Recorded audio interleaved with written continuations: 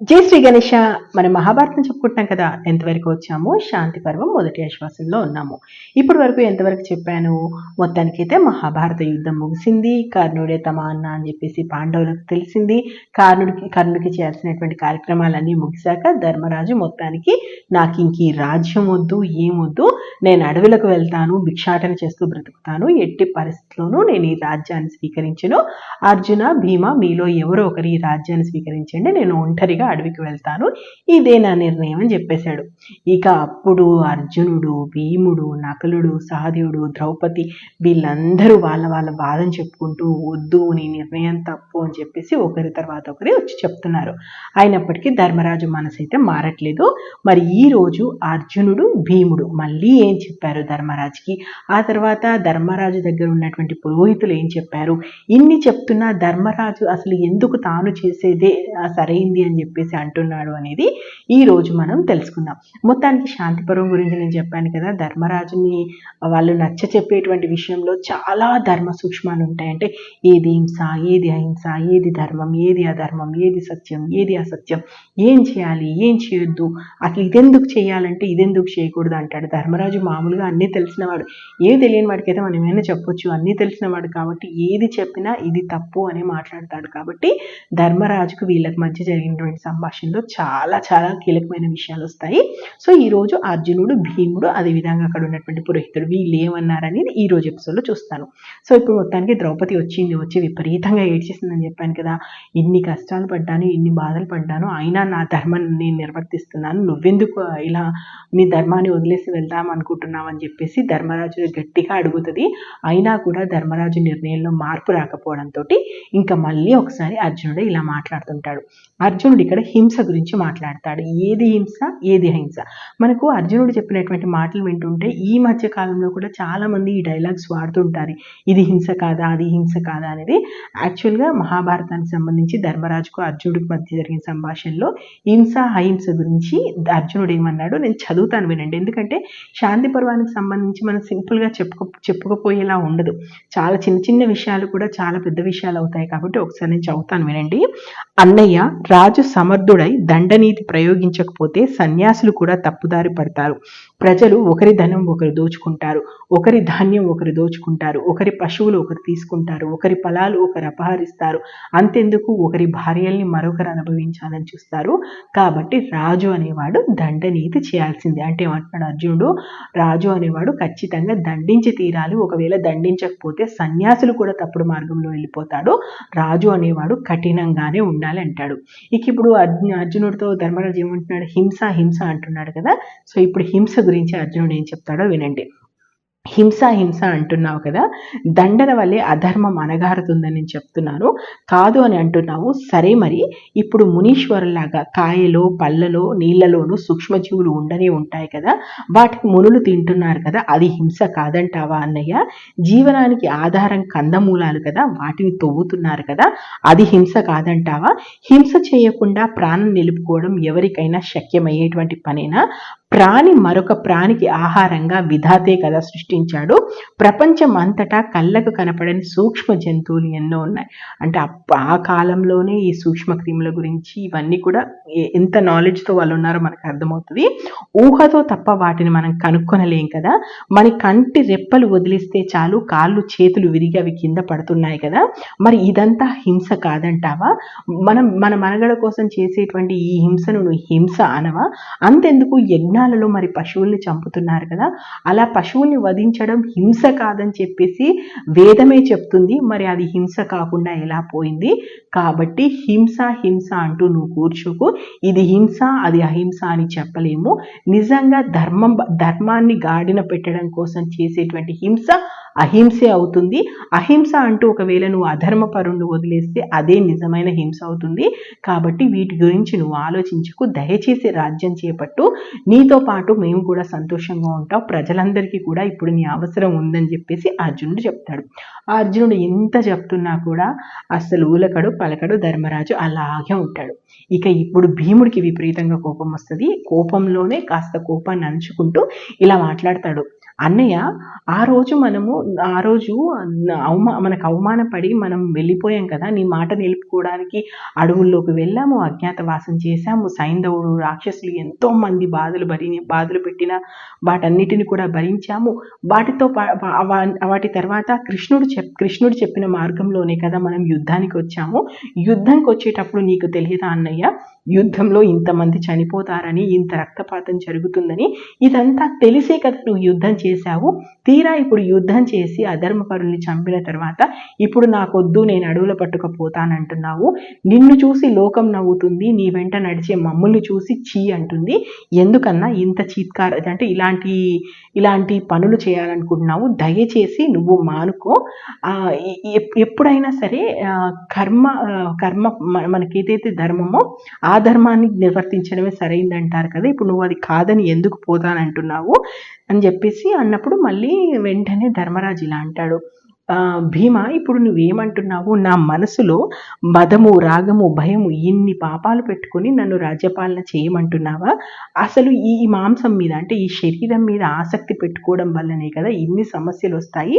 అసలు ఈ శరీరం మీద మనం ఆసక్తి అనేది మానుకుంటే ఎంత సంతోషంగా ఉంటుందో నీకు తెలియదు. నిజానికి చెప్తున్నాను, ఇవన్నీ మానేసి ఆకులు, కాయలు, నీళ్లు, గాలి అనుభవిస్తూ మునుంద్రులు అడవుల్లో గడుపుతున్నారు. వాళ్ళేమైనా వెర్రి వాళ్ళు అనుకుంటున్నావా? వాళ్ళకంటే కూడా నీకు ఎక్కువ తెలుసు. అంటే ఆత్మజ్ఞానం గురించి చెప్తున్నాడు ఇక్కడ ధర్మరాజు. నేను సరిగ్గా ఎక్స్ప్లెయిన్ చేయగలుగుతున్నానో లేదో. ధర్మరాజు అనేటువంటి మాటలు ఏంటంటే, ఆత్మజ్ఞానం కంటా కూడా, అంటే ఇవన్నీ, అంటే శరీరం మీద ఉన్నటువంటి కాంక్షలన్నీ కూడా వదిలిపెట్టి అన్నింటినీ సమానంగా చూస్తూ మునీశ్వరులాగా శాంతంగా బ్రతకడం వల్ల అండి ఏదైతే ఆత్మజ్ఞానాన్ని పొందుతామో దానిలో కన్నా తృప్తి మరొకటి ఉండదు. ఈ శరీరంతో అనుభవించేటువంటివి అంటే భూమండలాన్ని మొత్తం కూడా నువ్వు పాలించినా కూడా నీకు శాంతి ఉండదు. నీకు శాంతి లభించాలంటే అదే ఏకైక మార్గం అని చెప్పేసి ధర్మరాజు భీముడితో చెప్తూ ఇంకిలా అంటాడు, భీమ, జనక మహారాజు చెప్పినటువంటి మాటలు నీకు చెప్తాను. మనకు జనక మహారాజు అనగానే మిథిలా నగరాన్ని ఏలిన వాళ్ళందరూ జనకులని పిలుస్తారు. కానీ ఇక్కడ ధర్మరాజు చెప్పింది మాత్రం సీతాదేవి యొక్క తండ్రి జనక మహారాజు గురించి. ఏం చెప్తాడంటే, ఆ రోజు జనక మహారాజు అనలేదా, నాకు దేని మీద ఇష్టం లేదు, ఏది లేదన్న కొరత లేదు, మిథిలాపట్నం కాలిపోతున్నా కూడా అందులో ఏ పదార్థాలు ఉన్నాయో కూడా నేను చూడను,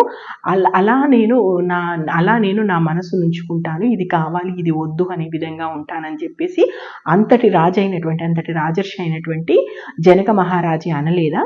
కాబట్టి మనస్సులో శాంతి పొందడానికి ఏకైక మార్గము ఇదే.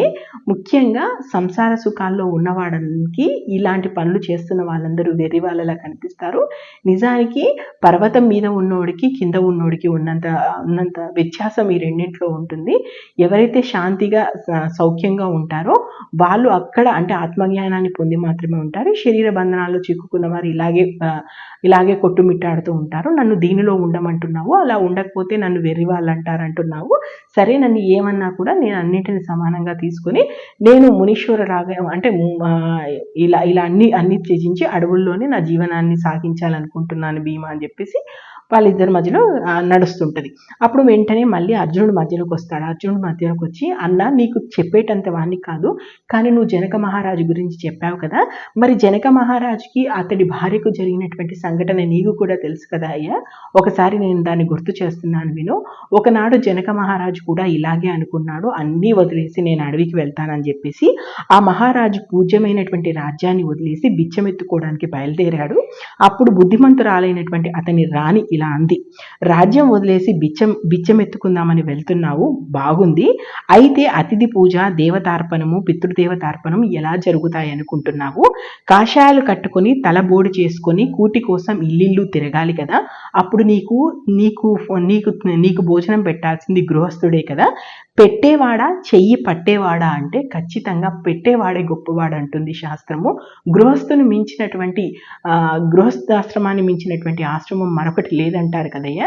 ఇప్పుడు నీ మీద ఆధారపడి ఇంతమంది ప్రజలు ఉన్నారు, ఇంతమంది వేద పండితులు ఉన్నారు, ఇంతమంది మహాత్ములు ఉన్నారు. వీళ్ళందరికీ చేయాల్సినటువంటి కార్యక్రమాలన్నీ పక్కన పెట్టేసి నువ్వు ఒక జోల వేసుకొని నేను బిచ్చం ఎత్తుకుంటానని వెళ్తున్నావు. ఇది ఎక్కడి న్యాయం? ఇలా అయితే మోక్షం వస్తుందని ఎవరు అనుకుంటున్నారు? ఎక్కడ రాసి ఉంది? అయినా ఇలా భార్యను పిల్లల్ని అందరినీ వదిలేసి అడవులు పట్టుకపోవడం ఏమైనా న్యాయమా అని చెప్పేసి ఆ రోజు ఆమె చెప్పలేదా జనక మహారాజుకి? ఆ మాటలు నీకు గుర్తులేదా అని చెప్పేసి అర్జునుడు ధర్మరాజుని అడుగుతాడు. ఇలా అడగడంతో ధర్మరాజు కాస్త అంటే ఇప్పటికీ భీముడు, అర్జునుడు, నకులుడు, సహదేవుడు, ద్రౌపది చెప్పిందే చెప్తున్నారు కదా. ఇంకా ఇప్పుడు వెంటనే ధర్మరాజు ఇలా అంటాడు, అర్జున, నువ్వు ఇంద్రశక్తితో పుట్టిన వాడివి, మహాబలవంతుడివి. భీముడు వాయుబలంతో పుట్టినవాడు, మహాబలవంతుడు. మీరిద్దరూ భుజశక్తిలో మిమ్మల్ని ఎవరు ఎదిరించలేరు. మీకు కృష్ణుడి యొక్క అండ ఉంది కాబట్టి మనం యుద్ధంలో గెలవగలిగాము. కానీ మీరు తత్వజ్ఞానం కలవాలని మీరు అనుకుంటున్నారా? తత్వజ్ఞానం అంటే మీకు తత్వజ్ఞానం ఉందని మీరు అనుకుంటున్నారా? నిజానికి తత్వజ్ఞానం ఉన్నవాడెవడు శరీర సుఖాల గురించి ఆలోచించడు. శరీర సుఖాల గురించి ఆలోచించే వాడికి ఎవరికి తత్వజ్ఞానం అందదు. తత్వజ్ఞానం మాత్రమే శాంతిని, సుఖాన్ని ఇవ్వగలుగుతుంది. ఇవేవి ఇవ్వలేవు. మిడిమిడి జ్ఞానంతో ఉపదేశించడానికి పూనుకుంటే పూర్వశాస్త్రాలు అర్థాలు చక్కగా తెలుసుకోలేరంటే మీరు ఇట్లా మిడిమిడి జ్ఞానంతో ఏదో చెప్పాలని చూస్తే నిజమైనటువంటి శాస్త్రజ్ఞానం ఏంటో మీరు తెలుసుకోలేరు. కాబట్టి శాశ్వతమైనటువంటి అమృతమైనటువంటి తత్వజ్ఞానానికి మించింది లేదు. కాబట్టి ఈ కర్మ గురించి అంటే కర్మ చేయమని వేదమే చెప్పింది, కర్మ చేయొద్దని కూడా వేదమే చెప్పింది. ఈ రెండింటిలో ఏది ఎంచుకోవాలనేది నీ మనస్సాక్షిని బట్టి ఉంటుంది. అంతేకాని దీని గురించి చర్చించుకుంటూ కూర్చుంటే ఇది నడవదు. దీనివల్ల అనవసరమైనటువంటి సమస్యలే వస్తాయని చెప్పేసి ధర్మరాజు అంటాడు. ఇలా వీళ్ళ మధ్య సంభాషణ జరుగుతూనే ఉంటుంది. వెంటనే దేవస్థానుడు లేస్తాడు. దేవస్థానుడు మన ధర్మరాజుకి సంబంధించి అత్యంత ఆప్తులలో ఒకడు. దేవస్థానుడు లేచి ఇలా అంటాడు, రాజా, నువ్వు చెప్పింది వింటున్నాము, నీ తమ్ముళ్ళు చెప్పింది వింటున్నాము. కానీ నా మట్టుకైతే ఇప్పుడు అర్జునుడు మాట్లాడినటువంటి మాటలే పూర్తిగా ధర్మబద్ధమైనవి అనిపిస్తుంది. నిజానికి ధనం ఎంత ముఖ్యము అనేది మన పూర్వీకులు కూడా చెప్పారు. రాజుకున్నటువంటి ధర్మము ధనాన్ని సంపాదించడం, ఆ ధనాన్ని సరైన విధంగా వెచ్చించడం, జనాల్ని కాపాడుకోవడం, మహాత్ములను పూజించుకోవడం, యజ్ఞాలు, యాగాలు అవన్నీ చేయడం, ఆ తర్వాత తన స్థానాన్ని తన వారసులకు ఇవ్వడం, అప్పుడు అడవికి వెళ్ళడం. ఇదే కైదయ్య ధర్మంగా వస్తుంది. ఇక నువ్వు ఇప్పుడు ఏమంటున్నావు? కర్మ చెయ్యాలా వద్దా అని మాట్లాడుతున్నావు కదా. పెద్దవాళ్ళు చెప్పినటువంటి మాట నీకు అన్నీ తెలుసు, అయినా నేను చెప్తున్నాను విను. కర్మ మానుకోవడం కంటే కర్మ చేస్తూ దాన్ని శివార్పణంగా చేయడానికి మించినటువంటి ఫలితం మరొకటి ఉండదు. నువ్వు నీకు నిర్ణయించినటువంటి కర్మను నువ్వు చేస్తూ దాన్ని శివార్పణంగా చెయ్యి. అలా మాత్రమే నువ్వు ముక్తిని పొందగలుగుతావు, అంటే మంచి లోకాలు పొందగలుగుతావు, జ్ఞానాన్ని పొందగలుగుతావు. అంతేకాని ఇప్పుడు ఇదంతా వదిలేసి వైరాగ్యంతో వెళ్ళిపోవడం ఎంతవరకు సమంజసమో ఒక్కసారి ఆలోచించు అని చెప్పేసి మన దేవస్థానుడు కూడా చెప్తాడు. ఇది చెప్పినా కూడా ధర్మరాజులో ఎలాంటి మార్పు ఉండదు. ధర్మరాజు అదే నిర్ణయంతో ఉంటాడు. మరి ధర్మరాజు మనస్సు మార్చింది ఎవరు? మనకు మహాభారతానికి సంబంధించి కీలకమైన ఘట్టాలను మలుపు తిప్పేవాళ్ళు ఇద్దరు. ఒకటి వ్యాస మహర్షి, రెండవది శ్రీకృష్ణుడు. ఈ ఇద్దరిలో ఎవరు వచ్చి ధర్మరాజు మనసు మార్చారు? అసలు ఏం చెప్పి మార్చారు? ఇంత అంటే ఇది వితండవాదం అని అనలేం, కానీ ఇంత జ్ఞానం ఉంది కదా. దేనికైనా సరే దానికి సమాధానం చెప్పగలిగేటువంటి శక్తి ఉన్నటువంటి ధర్మరాజుకు నీ నిర్ణయం తప్పు, నువ్వు చేస్తుంది తప్పు, ఇది ఇలా చెయ్యకు, నువ్వు తిరిగి రాజ్యాన్ని స్వీకరించు అని ఎవరు చెప్తే విన్నాడు, ఎలా చెప్తే విన్నాడు? దానికోసం అసలు చర్చోపచర్చలు, ఎన్ని కథలు వస్తాయో, ఎన్ని ధర్మ సూక్ష్మాలు చెప్తారో. సో అవన్నీ కూడా మనం శాంతి పర్వంలో తెలుసుకున్నాము. ఈ శాంతి పర్వానికి సంబంధించి అయితే నేను చదివి చెప్పడమే బెటర్ అనుకుంటున్నాను. ఎందుకంటే చిన్న చిన్న విషయాల్లో చాలా పెద్ద పెద్ద రహస్యాలు దాగి ఉన్నాయి కాబట్టి చదివి చెప్తున్నాను. ఐ హోప్ మీకు అర్థమవుతుందని అనుకుంటున్నాను. నేను మహాభారతం ఉన్నట్టుగా చెప్తున్నాను. మీకు నచ్చితే ఆశీర్వదించండి. మహాభారతంలో ఇప్పటి వరకు ఏం జరిగిందో తెలుసుకోవాలనుకుంటే మన ఛానల్కి వెళ్ళండి. మహాభారతం ప్లేలిస్ట్ ఉంది, చూడండి. Thank you. జై హింద్.